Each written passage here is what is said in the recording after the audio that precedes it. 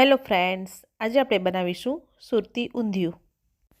ઊંધિયા બનાવવા માટે પહેલેથી જ થોડી તૈયારી કરેલી હશે તો ઊંધિયું બનાવવામાં ખૂબ જ સરળ પડશે। તો જેના માટે શક્કરિયા, રતાળું, તુવેર, સુરતી પાપડી, અહીં મેં તુવેરના દાણાને ફોલી લીધા છે અને આવી રીતે જે દાણાવાળી પાપડી આવતી હોય છે તેમાંથી આપણે દાણા કાઢી લઈશું અને જે કૂણી પાપડી આવતી હોય છે તેની આજુબાજુની નસનો ભાગ આપણે કાઢી લઈશું। પાપડી ઘણા બધા પ્રકારની આવતી હોય છે, પણ ઊંધિયું બનાવવા માટે હંમેશા આવી રીતે સુરતી પાપડીનો જ ઉપયોગ કરવાનો। આવી રીતે 3 કે 4 દાણામાં જ આ પાપડી આવતી હોય છે। ઊંધિયામાં તેનો ઉપયોગ આપણે આખી જ રાખીશું। હવે આ સુધારેલી મેથીની ભાજી લીધી છે તેનો ઉપયોગ આપણે મુઠિયા બનાવવામાં કરીશું। હવે આપણે ઊંધિયું બનાવવાની શરૂઆત કરીશું। તો આપણે સૌથી પ્રથમ તુવેરના દાણા અને પાપડીમાં આપણે ગરમ પાણી ઉમેરીશું। દાણામાં ગરમ પાણી ઉમેરવાથી તે ઝડપથી ચડી જાય છે। હવે આપણે શક્કરિયાને છાલ ઉતારીને કટ કરી લઈશું। શક્કરિયાનો ઉપયોગ આપણે તળીને કરવાનો હોવાથી આપણે તેનું કટિંગ મોટું મોટું કરીશું। આપણે રતાળું અને શક્કરિયું બે જ વસ્તુ આપણે તળીને લેવાના હોવાથી એમાં તેલ પણ ઓછું જશે અને ઊંધિયું બનાવવાની પ્રોસેસ પણ ઇઝી થઈ જશે। રેસીપી દરમિયાન હું આપ સૌને રિક્વેસ્ટ કરીશ કે ચેનલ પર જો તમે નવા આવ્યા હોય તો ચેનલને સબસ્ક્રાઈબ કરી લેજો અને આ રેસીપી તમે કયા ગામથી જુઓ છો એ તમે કોમેન્ટ બોક્સમાં લખજો। તો શક્કરિયાનું કટિંગ થઈ ગયું છે। હવે આપણે તેને તરત જ પાણીમાં ઉમેરી લઈશું। પાણીમાં ઉમેરવાથી શક્કરિયા કાળા નહીં પડે।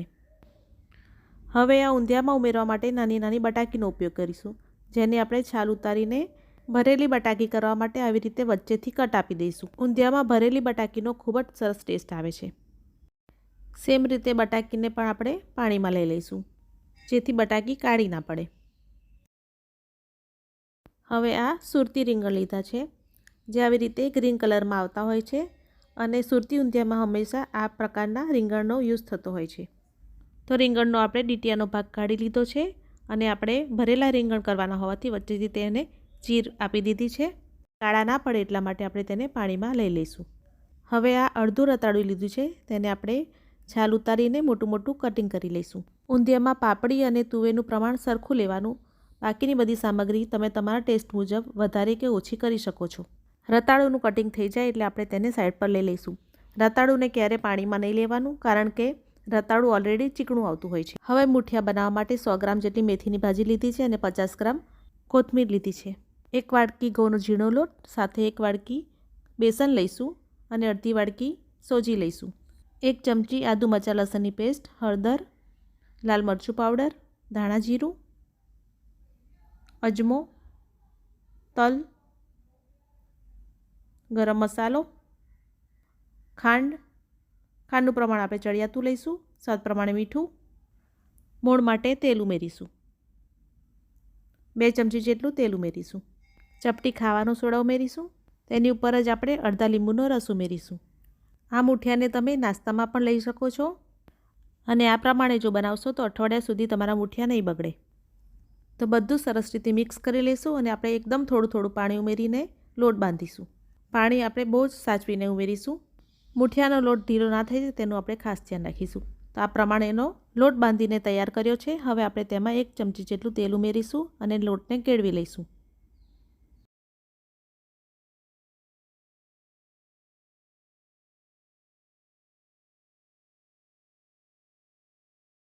હવે હથેળીમાં 1 ચમચી જેટલું તેલ લઈને એકબીજામાં ઘસી દઈશું અને નાના નાના મુઠિયા વાળીને તૈયાર કરી લઈશું। અત્યારે આપણે ગોળ શેપના મુઠિયા તૈયાર કરીશું। તમે લંબગોળ શેપના મુઠિયા પણ તૈયાર કરી શકો છો। તો આ પ્રમાણેના બધા મુઠિયા તૈયાર કરી લઈશું। તો બધા મુઠિયા તૈયાર કરી લીધા છે। હવે આપણે તેને તળી લઈશું। તો ગેસની મીડિયમ ફ્લેમ પર આપણે બધા મુઠિયાને તળી લઈશું। મુઠિયાનો કલર ડાર્ક આવે અને થોડા કડક થાય એવા આપણે મુઠિયાને તળીશું। તો મુઠિયા થોડા કૂક થાય એટલે આપણે તેલમાં તેને ફેરવતા જઈશું અને તળતા જઈશું। તો તમે જોઈ શકો છો એકદમ સરસ મજાના આપણા મુઠિયા તળાઈ ગયા છે। હવે આપણે તેલમાંથી તેને બહાર કાઢી લઈશું।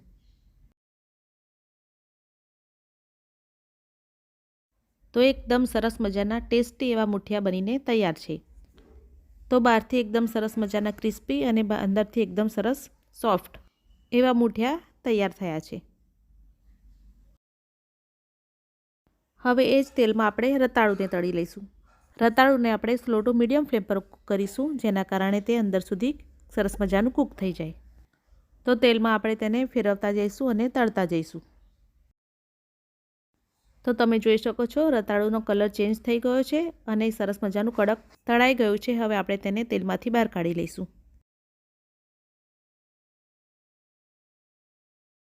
હવે સેમ રીતે એ જ તેલમાં આપણે શક્કરિયાને તળી લઈશું।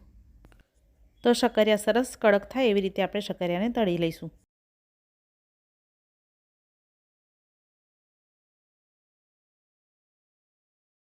તો શક્કરિયા પણ સરસ મજાના તળાઈને કડક થઈ ગયા છે અને એકદમ સરસ ગોલ્ડન કલર આવી ગયો છે। હવે આપણે તેને તેલમાંથી બહાર કાઢી લઈશું।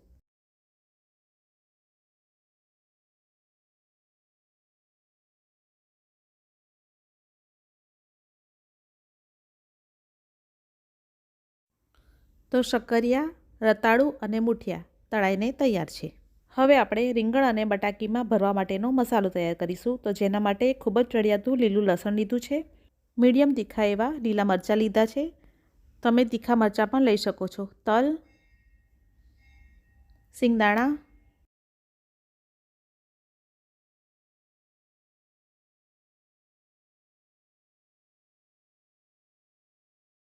તો આ મિશ્રણ સરસ પીસાઈ ગયું છે। હવે આપણે તેને એક પ્લેટમાં લઈ લઈશું। આપણે બધો મસાલો ગ્રીન તૈયાર કરવાના હોવાથી આપણે તેમાં હળદર કે લાલ મરચાંનો ઉપયોગ નહીં કરીએ।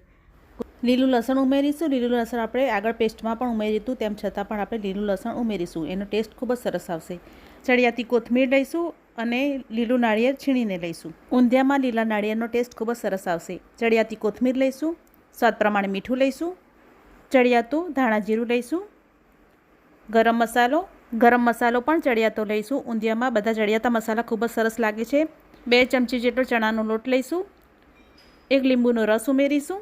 ખટાશ અને ગળપણ ચડિયાતા હોવાથી ઊંધિયાનો ટેસ્ટ સરસ આવશે અને ચણાનો લોટ લેવાથી એક સરસ થિકનેસ આવશે। હવે બધા મસાલાને મિક્સ કરી લઈશું।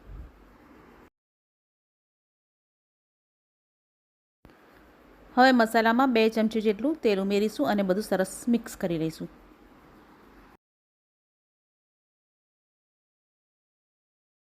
તો ઊંધિયા માટેનો સરસ મજાનો લીલો મસાલો તૈયાર થઈ ગયો છે। હવે સુરતી રીંગણ અને નાની બટાકીમાં મસાલો ભરી દઈશું। મસાલો આપણે થોડો ચડિયાતો જ ભરીશું, જેના કારણે તેનો ટેસ્ટ ખૂબ જ સરસ આવે।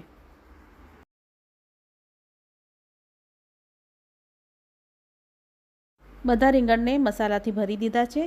સેમ રીતે આપણે બટાકીને પણ ભરી દઈશું।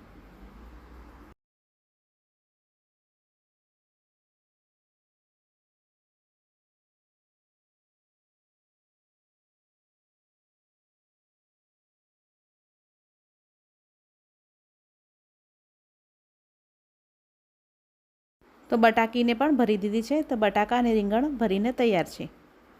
હવે આપણે ઊંધિયું વઘારવાની તૈયારી કરીશું। તો એક ઊંડા વાસણમાં અત્યારે મેં સિંગ તેલ લીધું છે। તેલ ગરમ થાય એટલે વઘારમાં અજમો ઉમેરીશું, ચડિયાતી હિંગ ઉમેરીશું। અજમા અને હિંગનો વઘાર તૈયાર થઈ જાય એટલે આપણે પહેલાં દાણા વઘારીશું। તો પહેલાં સુરતી પાપડી ઉમેરીશું, તુવેરના દાણા ઉમેરીશું, ઉમેરીને બધું સરસ રીતે હલાવીને મિક્સ કરી લઈશું। બસ તો થોડી વાર માટે આપણે તેલમાં જ દાણાને ચડવા દઈશું। 5 થી 7 મિનિટ માટે ઢાંકીને આપણે તેને ચડવા દઈશું। હવે આપણે ખોલીને જોઈ લઈશું, હલાવીને મિક્સ કરી લઈશું। હવે આપણે તેમાં 1.5 કપ જેટલું ગરમ પાણી ઉમેરીશું।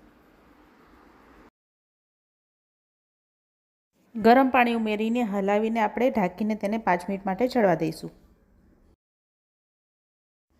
5 મિનિટ પછી આપણે તેને ખોલીને ચેક કરી લઈશું।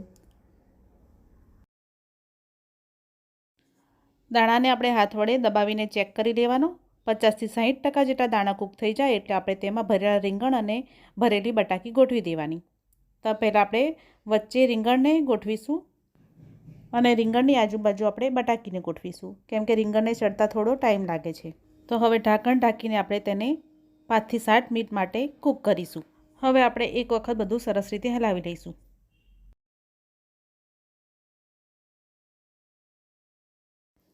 ઢાંકણ ઢાંકીને આપણે થોડી વાર માટે તેને કૂક કરીશું। 2 થી 3 મિનિટ માટે કૂક કર્યા બાદ હવે આપણે તેને એક વખત સરસ રીતે હલાવી લઈશું અને ઊંધિયામાં મૂઠિયા ગોઠવી લઈશું। જો આ પ્રમાણે સ્ટેપ બાય સ્ટેપ બધું થર ગોઠવીને આપણે ઊંધિયું તૈયાર કરીશું તો તેનું રિઝલ્ટ ખૂબ જ સરસ આવશે અને ઊંધિયામાં ઉમેરેલું શાક પણ ખૂબ જ સરસ રીતે ચડી જશે। હવે આપણે તૈયાર કરેલા મસાલાનો થર કરીને પાથરી દઈશું. તળેલા રતાળુને ગોઠવી દઈશું. ત્યારબાદ શક્કરિયાને ગોઠવી દઈશું. તેની ઉપર પણ તૈયાર કરેલો બધો જ મસાલો આપણે ઉમેરી દઈશું. આ બધું કમ્પ્લીટ તૈયાર થઈ જાય એટલે આપણે તેમાં આજુબાજુ કિનાર ઉપર 1 કપ જેટલું ગરમ પાણી ઉમેરીશું. આટલી પ્રોસેસ કર્યા બાદ આપણે ઊંધિયાને બિલકુલ હલાવવાનું નથી અને ગેસની સ્લો ફ્લેમ પર જ આપણે 10 મિનિટ માટે ઊંધિયાને આવી રીતે ઢાંકીને જ કૂક કરીશું. બસ તો હવે ખોલીને જોઈ લઈશું. અત્યારે પણ આપણે ઊંધિયાને બિલકુલ હલાવવાનું નથી. સાઈડ પરથી આપણે રીંગણને ચેક કરી લઈશું. તો તમે જોઈ શકો છો રીંગણ એકદમ સરસ ચડી ગયું છે. ઘણા બધા પ્રકારના ઊંધિયા બનતા હોય છે. કાઠિયાવાડી ઊંધિયું પણ ખૂબ જ સરસ બનતું હોય છે. ઘણા લોકો તળીને બધું ઊંધિયું બનાવતા હોય છે. હવે આપણે ગેસને બંધ કરીને 5 મિનિટ માટે તેને સિજવા દઈશું. 5 મિનિટ પછી તમે જોઈ શકો છો એકદમ સરસ મજાનું સિજાઈ ગયું છે ઊંધિયું. હવે આપણે તેને મિક્સ કરી અને આપણે તેને સર્વ કરીશું. તો તૈયાર છે ઓછા તેલમાં બનેલું સુરતી ઊંધિયું, જેને પૂરી અને જલેબી સાથે સર્વ કરવામાં આવે છે. તમે એક વખત ચોક્કસથી મારી રેસીપી પ્રમાણે ઊંધિયું બનાવજો. ખૂબ જ ટેસ્ટી બને છે.